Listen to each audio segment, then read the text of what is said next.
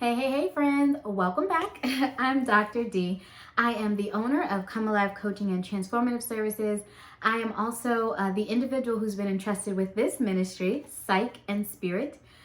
So here I provide testimonies, teaching, tools, all of that good stuff to help activate you and move you forward towards the promises that God has over your life. So here we want to focus on the process of getting to the promises. God has given us all many promises, and we want to here challenge individuals to activate, right? So they can move forward, they can partner with God in the process, and they can get where He wants them to go. Okay, so today we're going to be talking about something that's very near and dear to my heart. I've had a lot of folks who I work with in ministry work and who I work with just, in some of the other avenues where I'm able to speak with folks. One of the themes that has been coming up quite recently has been feeling like, I feel really stressed out. I feel like I can't quite hear or decipher God's voice, or I am not quite sure how to manage maybe some of my human feelings, right? Of stress or anxiety, or even triggers and different things like that. And so I've been getting that question quite a bit. So today I want to talk to you and just provide a little bit of education, right? A little bit of information about triggers, about what happens in the brain when we get really stressed out. And I don't want to be before you too long. So stay tuned because there might be a part 2. If you want a part 2 on, okay, now how do I manage that? That sounds like what's going on. What do I do? Let me know in the comments. But today we're going to be talking about what that is and what that means. So first things first, lots of folks hear the term trigger. Lots of folks say I'm anxious or I have anxiety or depression or lots of other things people will say. But a lot of times people don't quite understand what those words mean and exactly what could be going on with them. So I want to start from the basics, right? I want to make sure everybody's on the same page. So the first thing is, what is a trigger?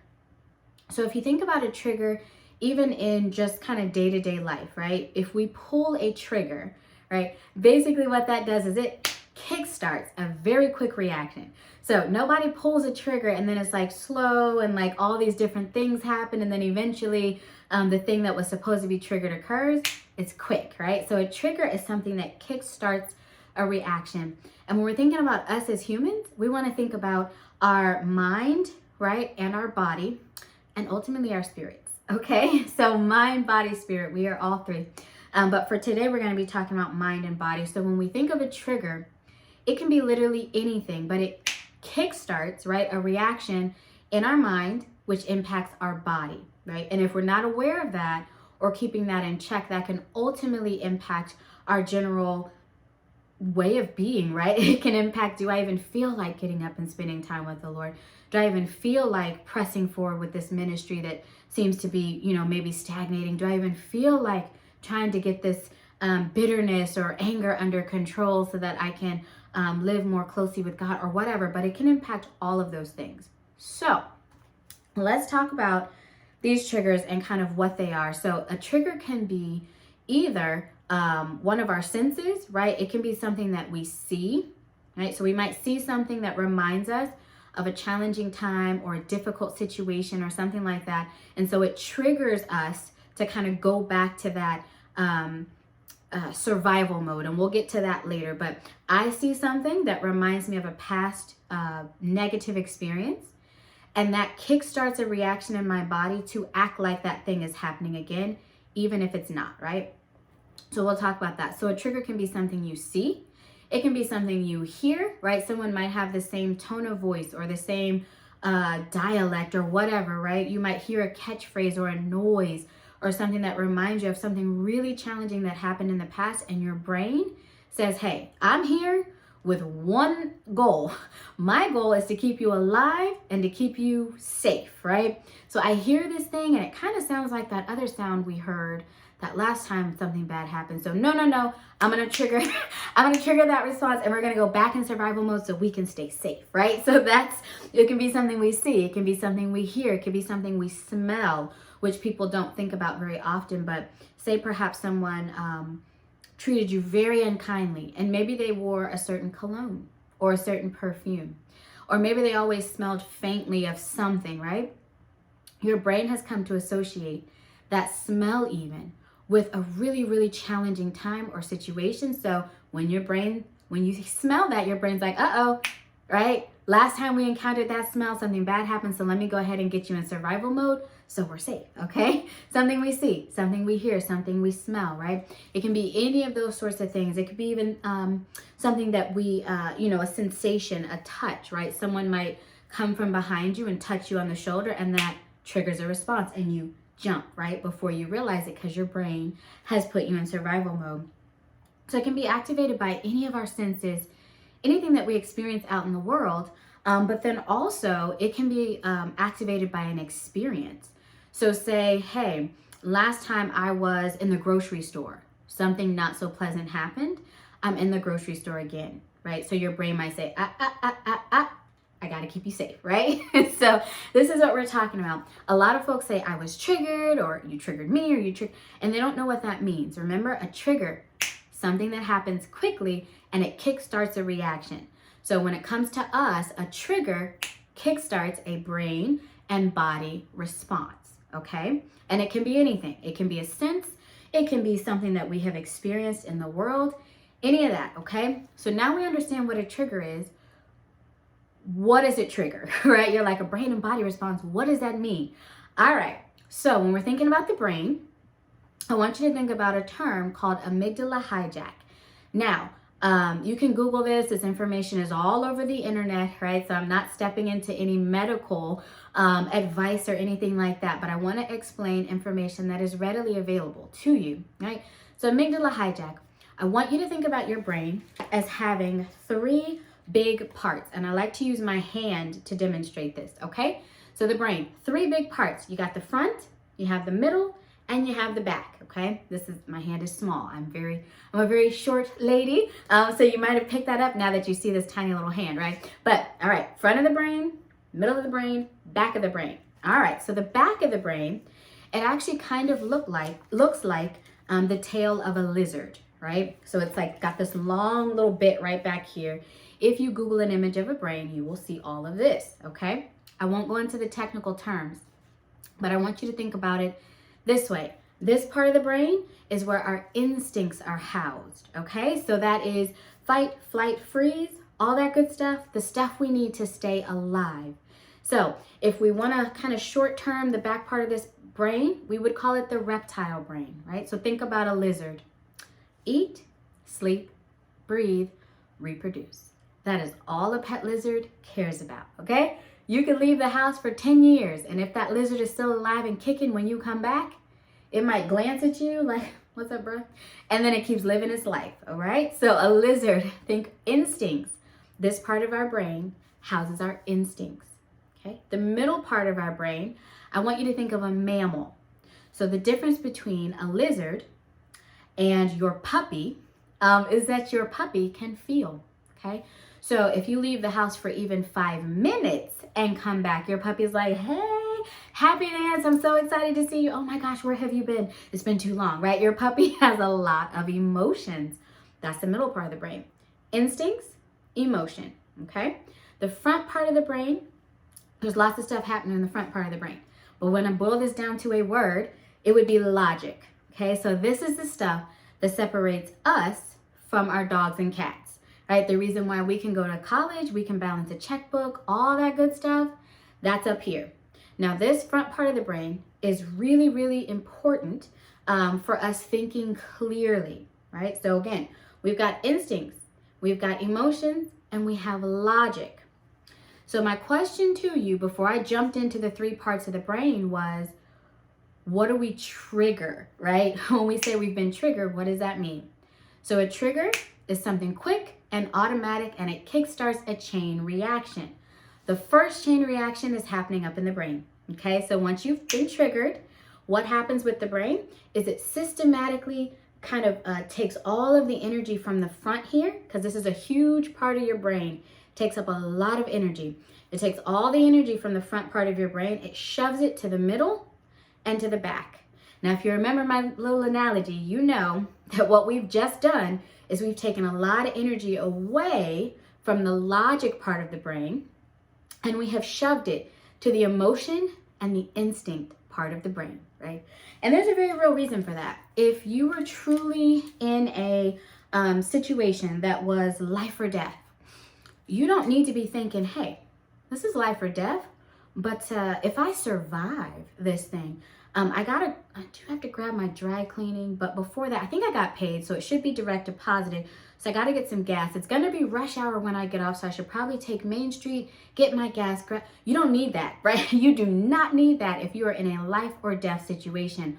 What you need is to feel something very strongly, whether it's fear, anger, whatever, and you need to be able to do something, right? You need to be able to do something to stay alive.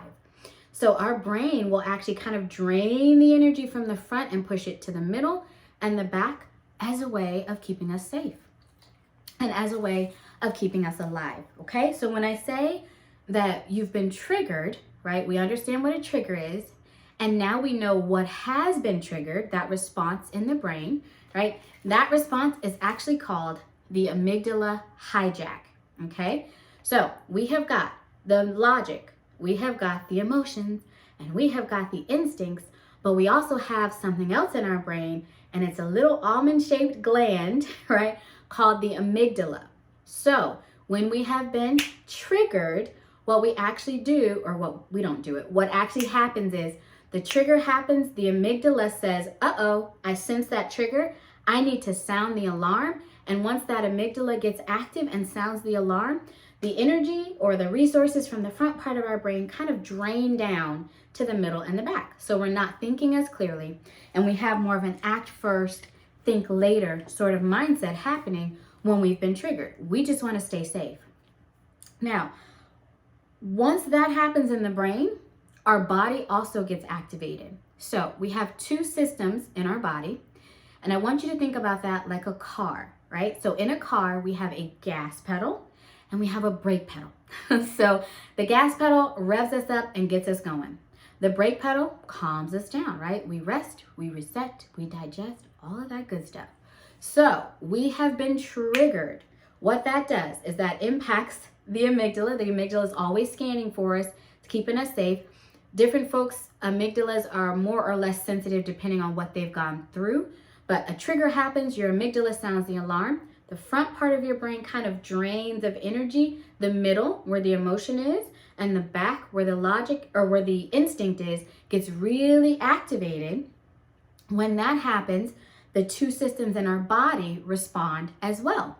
So the gas pedal gets jammed and the brake pedal does not, okay? So basically, we're gonna see all sorts of stuff happening. We're gonna see an increased heart rate. We're gonna be stressed out. We're gonna feel like tension in our muscles. We might sweat. Some folks might shake. Some people might feel sick on their stomach. But we have all of these different bodily reactions to our brain saying, danger, danger, danger, okay?